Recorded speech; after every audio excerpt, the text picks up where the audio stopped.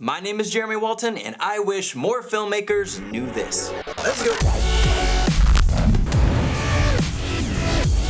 For this video, I want to give you 3 tips for success if you want to get into filmmaking or you're just starting out. These tips are something that really stand out to me if I was going to give someone advice, but may help you out no matter what stage of your filmmaking career you're in. They might sound simple or even familiar. They do get passed around a lot. I just want to give you my thoughts when it comes to my business. You might have similar or different ideas altogether, which is great. Do what works for your business. The first tip I want to share with you is understanding that you're running a company. I'm covering a very broad area of filmmaking, but it's show business. Business is even in the title. At some point, even if you're working for free or getting paid, you will have to consider opening an LLC or an S Corp. I'm not going to get into everything involved with that in this video. You may need a lawyer or a CPA. All stuff you're going to have to get familiar with being a business owner. What I want to cover is why I got into filmmaking. I love the art of filmmaking. Cameras, lenses, color, we're talking film theory, and you have to understand that might not be the most important thing to a client trying to, let's say, sell a product. That's a game you'll have to play when you want to shoot with certain lenses or cameras and the client might want to use a cell phone. You'll have to find that compromise that gets the client what they want and you can produce something you'll be proud of as well. That's a big part of being a filmmaker trying to run a business. What I want you to do is look at businesses around you. I'm always traveling and no matter what city I'm in, I try and visit different coffee shops. So think of the final video as drinking the coffee. I have my favorite coffee place. I order an iced latte, their syrups are made in-house and they use organic ingredients.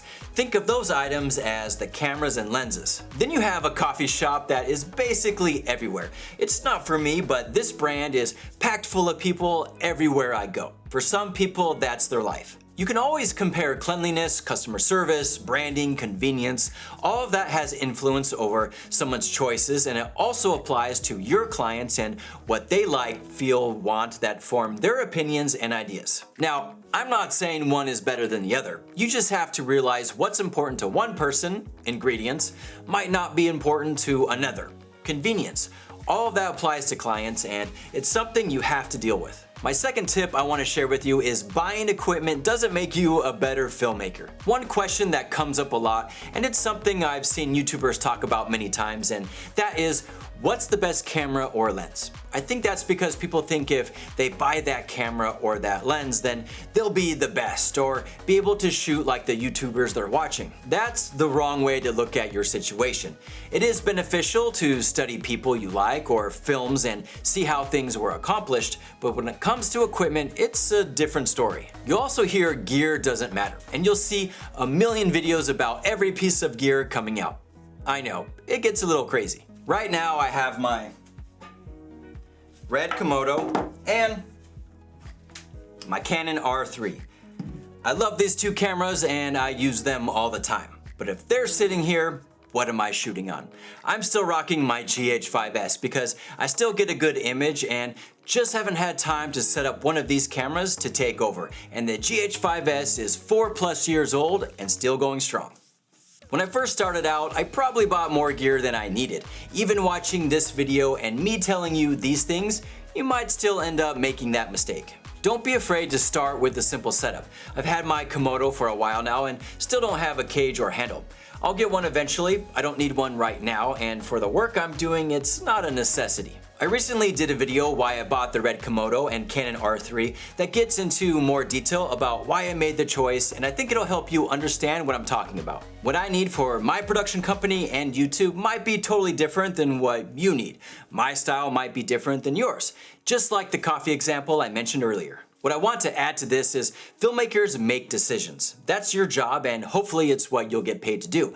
Don't let anyone tell you what you should buy. It might be hard, it might take a bunch of research, but that decision, if you want to be a filmmaker, is up to you. My third tip I want to share with you is the story makes the difference. I'm sure you've heard this one, I've talked about it, many more people before me have talked about it, and it's a staple in filmmaking. The reason I bring it up and the reason I think it still gets brought up all the time is because it's hard to get right. Think about all the movies you've watched this year. How many have an amazing story? There's obviously the bad ones, a handful of good, and a few that really stood out. How about commercials? If we look at the Super Bowl where companies spend millions of dollars to show their ads, we can see the same results. A lot of average commercials, a handful of good ones, and a few stand out. Even if you think you killed it, what appeals to one person may not appeal to someone else.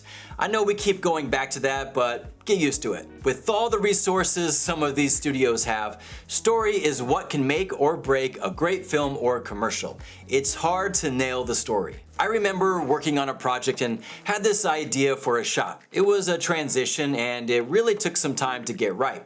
I thought it was going to be something interesting to do in order to tell the story I wanted to tell. It got cut and fell on the editing room floor. You know what took its place?